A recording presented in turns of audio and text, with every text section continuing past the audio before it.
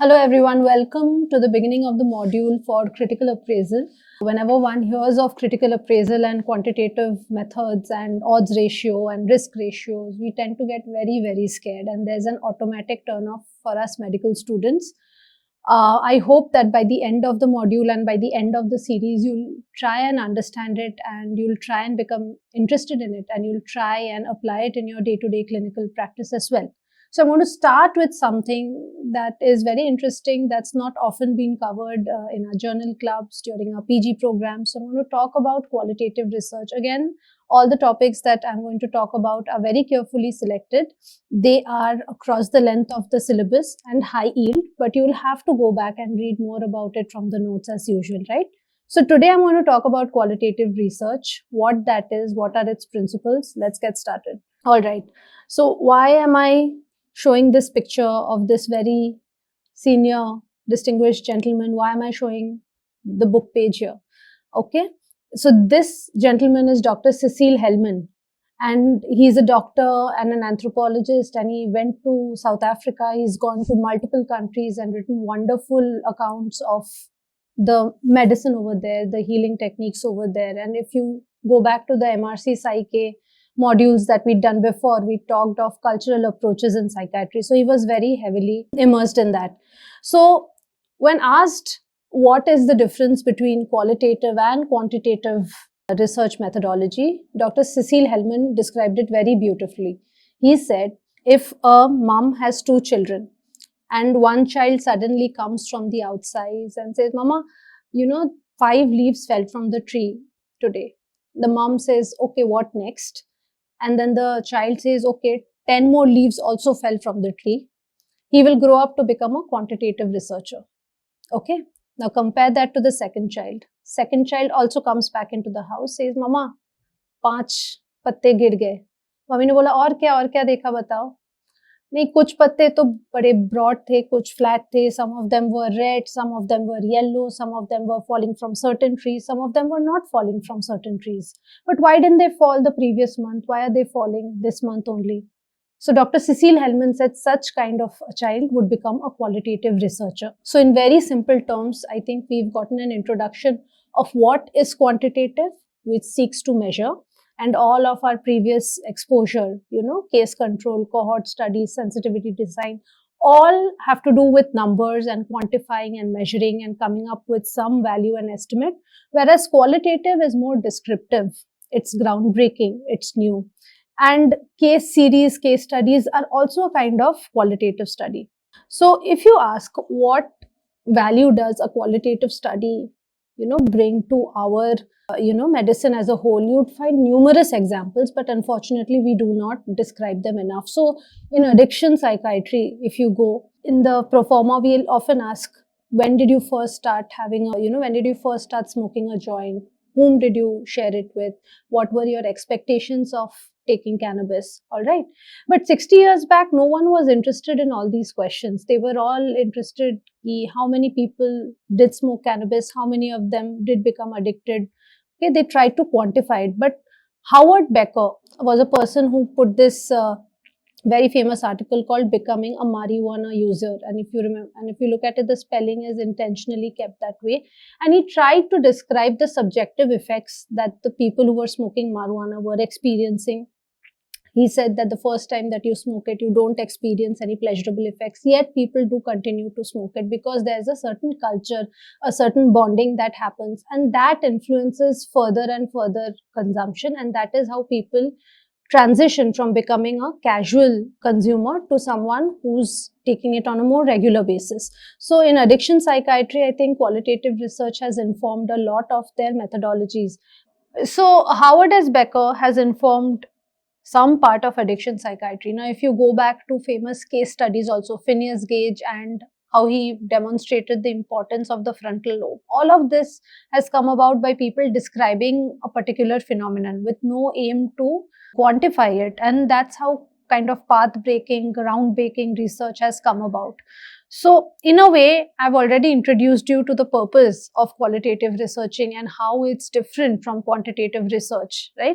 So qualitative research focuses on understanding the why and the how of human experience, attitudes and behaviors, rather than simply measuring how many or how much, right?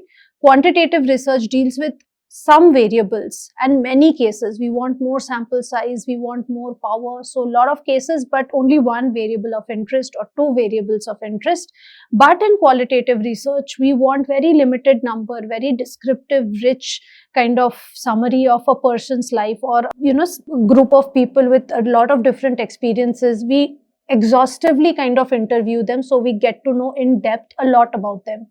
So some similar questions, if I have to frame in a qualitative way and a quantitative way. In quantitative research, a question would be how many parents are concerned about their child's mild fever, right?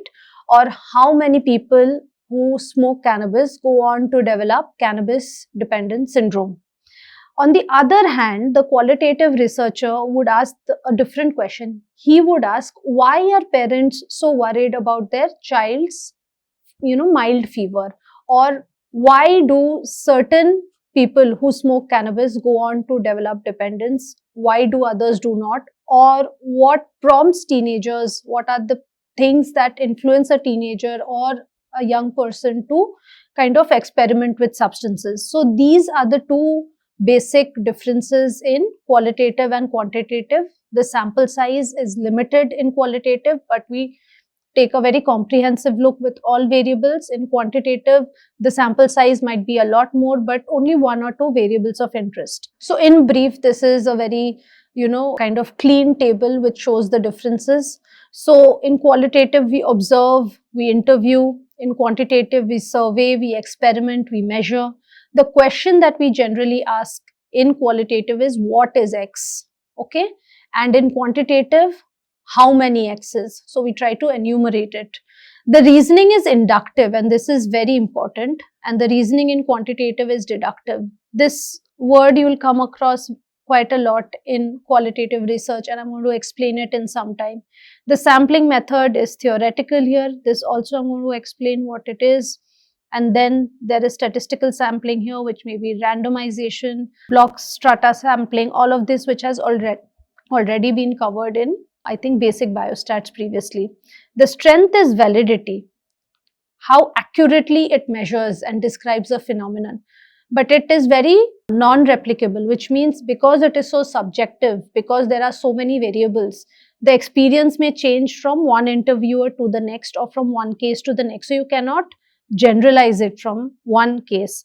But in quantitative, the strength is reliability. We want to replicate the studies because we try to keep it very homogeneous. Okay, in RCTs, we have a lot of exclusion criteria, inclusion criteria, the way the study is conducted. So the studies are more or less replicable, but in qualitative, it is not replicable. So I'm going to explain these two terms right now, inductive versus deductive and theoretical versus statistical.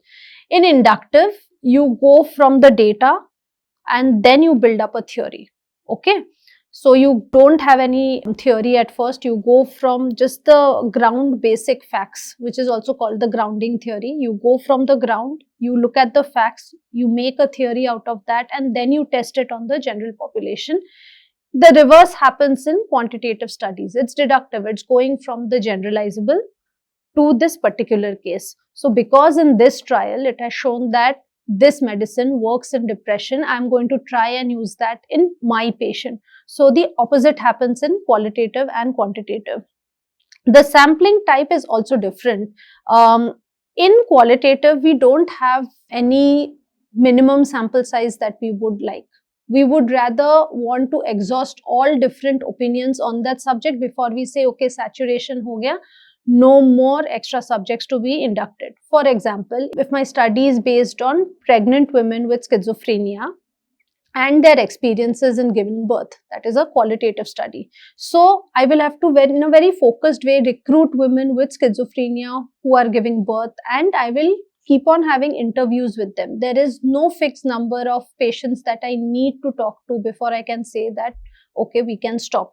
But the moment I see that the number of opinions or the number of observations they are getting repeated, after a certain value, I can deduce that beyond that, even if I induct more patients, I'm not going to get a lot more views or opinions on this. So I'm going to stop my sampling at this moment. This is called theoretical sampling or theoretical saturation.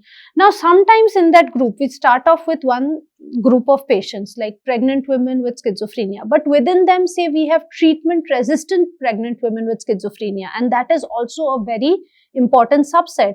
That will be slightly different from the other people in that group.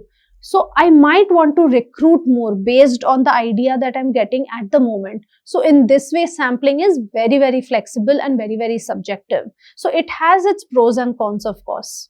In a very formal sense, qualitative study is a study of things in their natural setting, which is important. It is not a controlled setting, and attempting to make sense of or interpret phenomena in terms of the meaning people bring to them. And they use a very holistic perspective which preserves the complexities of human behavior. This sounds very arty, this sounds very removed, but when you really try to do or read qualitative research, you will see the richness of the data that comes in and how much more you better understand the patient because of it. So from the above definition, we can, take some meaning out of it. We can say that the qualitative study focuses on the totality of the phenomenon. I will not just look at the medical aspect of it. I will look at the individual aspect of it. I will look from a developmental aspect. I will look from the social aspect, human aspect, all of it together to give a meaning to this particular issue. And there's emphasis on the researcher who narrates and interprets phenomena in terms of meanings derived from people's experiences. So hence human and very subjective approach. It is not objective. We know that even the researcher, when they derive a meaning from this particular person's interview, that will also be subjective because the researcher also has their bias, also has their viewpoint. And this will be mentioned later on how it can be a drawback as well. So that it's a very subjective thing in which the meanings interpreted are also very subjective. It is conducted in a natural setting. So we'll come to another form of research called ethnographic research, which is done in the natural community setting. The researcher goes there and tries to blend in the background, does not try to make too many changes in the natural setting of things, or he immerses himself into that culture, right? Which is what Dr. Cecile did. If you remember in the first slide what he did. He wrote a book of South African culture and the healing techniques there. And there is a variety of data gathering techniques. So we'll not just talk to the person, we'll try to corroborate it with their questionnaire data, their interview data, what they do in public, what they do in private, written electronic data. So just one perspective is not enough. We try to corroborate it with multiple different perspectives. So the characteristics is it's a naturalistic setting. Researchers try to blend in the woodwork, as we have just said, at least until they have grasped an understanding of the setting. The inductive theory we have just talked about, and this was coined by Glaser and Strauss, who coined the phrase grounded theory. Grounded theory is what I just talked to you about with respect to inductive theory, inductive approach. Grounded theory means grounded in facts. Again, we do not come with a hypothesis. If you remember in quantitative research, there is a null hypothesis or an a priori hypothesis. All of this is pehle se hi we set it up and then we conduct the research. Here we go with an open mind. So, and then we try to make a hypothesis as and when the facts keep coming, and we tend to change it also. So based on 10 observations, I have a hypothesis. Then based on the next 3 observations, I might try to change and tweak that. So it's very flexible again. It's a holistic perspective, which means the qualitative researcher studies people, their past, their situations, flexible, subjective, and open to interpretation, what we had just discussed.